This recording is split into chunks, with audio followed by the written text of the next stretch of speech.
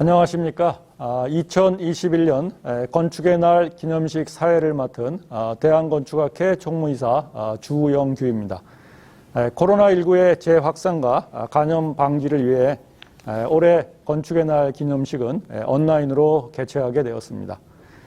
유튜브 방송을 통해 온라인으로 함께 하신 분들께 다시 한번 감사드리며 코로나 시국에 더욱더 건강하시기를 기원드리겠습니다.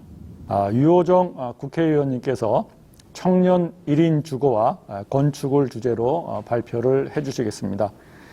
유호정 의원님에 대해서 잠시 설명드리면 정의당 원내 대변인 및 수석 부대표를 역임하셨고 현재 채용비리 신고센터 센터장, 기후정의 일자리 특별위원장직을 맡고 계십니다. 유호정 의원께서는 국정감사 기간으로 실시간 강연이 어려워서 미리 녹화를 해주셨습니다. VOD 화면으로 모시도록 하겠습니다. 네. 건축인 여러분 안녕하세요. 2021년 건축의 날을 축하합니다. 네, 저는 정의당 국회의원 류호정이라고 합니다. 만나서 반갑습니다.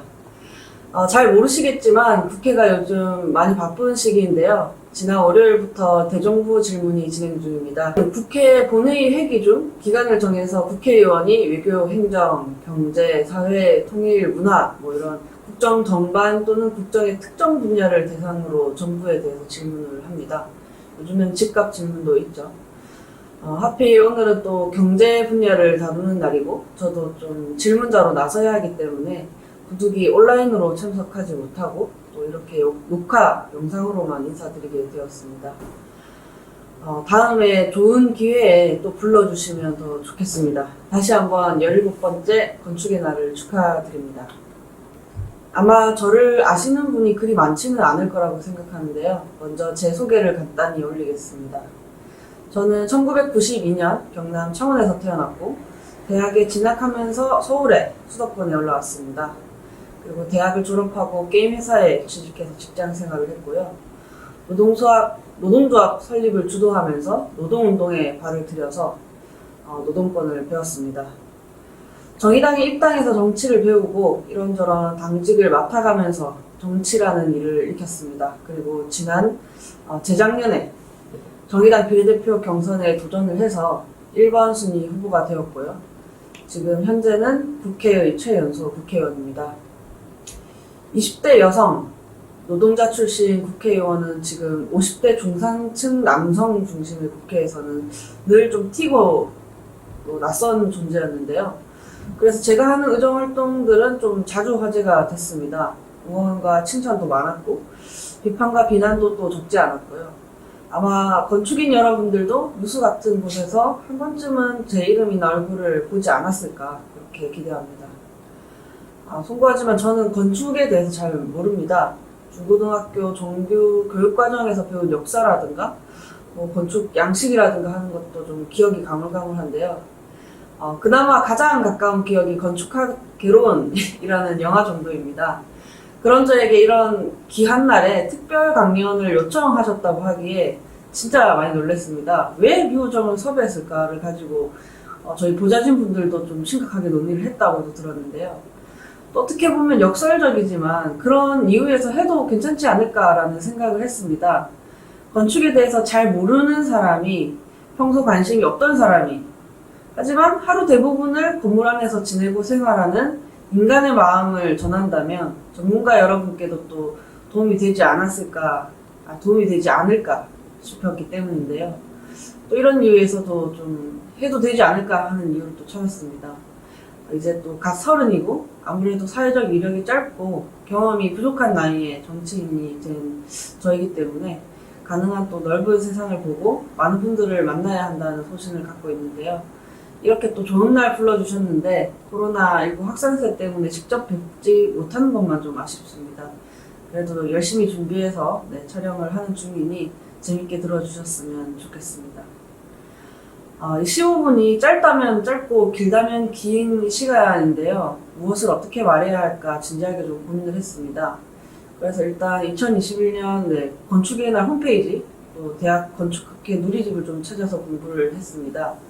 오늘이 바로 경복궁 창건일이고 그런 이유 때문에 건축의 날이 되었다는 걸 좀 알 수 있었는데요.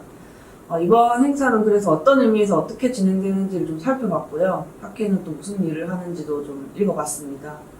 건축계 소식을 클릭을 했더니 직원 기숙사 신축 설계 공모라든지 전남대 건축학부 졸업작품전 이런 것들도 좀 관심이 갔습니다. 그래서 그러면 이런저런 이야기를 하면 되겠구나 하는 게 좀 떠올랐고요.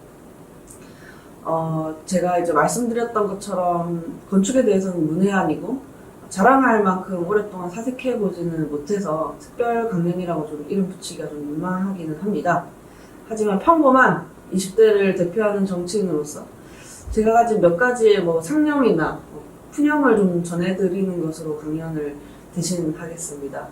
괜찮겠죠? 건축의 정의를 먼저 찾아봤는데요. 네이버 국어사전에는 집이나 성, 다리 따위의 구조물을 그 목적에 따라 설계해서 흙이나 나무, 돌, 벽돌, 쇠 따위를 써서 세우거나 쌓아 만드는 일 이렇게 되어 있습니다. 저는 단순화하는 걸 좋아하다 보니 평소에 건축, 집 짓는 일 이렇게 생각을 하고 있었는데요. 왜 그동안 제가 이렇게 건축에는 관심이 부족했는지 알게 됐습니다. 정의를 보니까 그렇지 않더라고요. 지금부터 드릴 말씀은 저의 경험이기도 하지만 오늘을 살아가는 20대 청년 대부분의 경험일 거라 감히 좀 확신합니다. 특별히 부유한 집안에서 태어났거나 느닷없는 성공으로 막 부를 축적한 일부가 아니라면 아마 다들 그럴 겁니다. 저희는 주로 병원에서 태어났고 어린이집이나 유치원, 학교에서 길러졌습니다. 부모님은 늘 바쁘셨고 집은 그저 하루를 마무리하는 쉼터였는데요. 그래서 좋은 집은 그냥 넓은 집이었습니다. 나쁜 집은 좁거나 볕이 잘 들지 않는 집이었고요. 우리 집이 왜 이렇게 생겼고 어쩌다 이런 구조를 갖게 됐는지는 사실 고민할 기회가 거의 없었습니다. 그냥 가난해서 그런가 보다 하고 생각하는 거죠. 어쩌면 제가 특별히 예술적 감각이나 뭔가 이렇게 미학적 안목이 없어서 그랬는지는 모르겠는데요. 아무튼 어릴 적 제가 살던 집은 좁은 쉼터였습니다. 성인이 되어서 독립을 하려고 보니까 그때부터는 집이 가격이 됐습니다. 주로 월세집부터 시작을 하잖아요. 집을 고를 때 고려하는 첫 번째 조건은 가격입니다. 보증금이 얼마고 월세는 얼마이며 관리비는 얼마인지가 가장 중요한 조건입니다. 거의 어쩌면 유일한 조건일 수도 있습니다. 가격이 안 맞으면 애초에 들어가지를 못하니까요. 학교나 직장과의 거리는 교통비라는 가격 안에 포함이 되고요. 가격만 충족하면 그나마도 이제 다른 세입자에게 빼앗기지 않기 위해서 서둘러서 계약을 해야 됩니다. 그래서 집의 크기, 구조, 환경, 지형, 교통 여건, 도로 상황, 이런 공공시설의 다소 이런 것들은 고려할 여유가 없습니다. 그래서 이제 저희에게 집은 100에 30이거나 1000에 50입니다. 그러니까 그냥 가격이라는 거죠.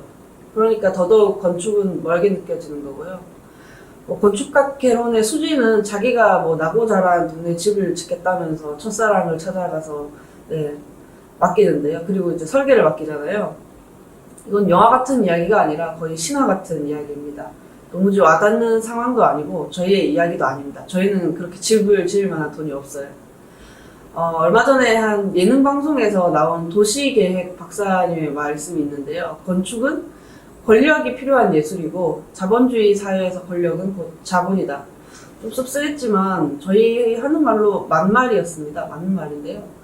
그래서 오늘 제가 여러분께 드리는 몇 가지 푸념은 어쩌면 건축인들이 해결할 수 없는 일일 수도 있습니다. 저와 같은 정치인들이 만드는 그 제도를 바탕으로 때로는 관계없이 작동하는 시장의 문제일 수도 있는 거고요.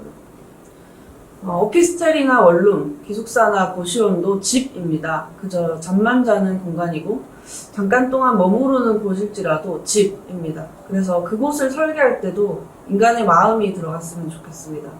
무엇을 넣고 무엇을 뺄지, 어떤 공간을 어디에 배치할지 그런 것들을 결정하는 단계에 그곳에 살아야만 하는 그런 청년의 삶에 고려되었으면 좋겠습니다.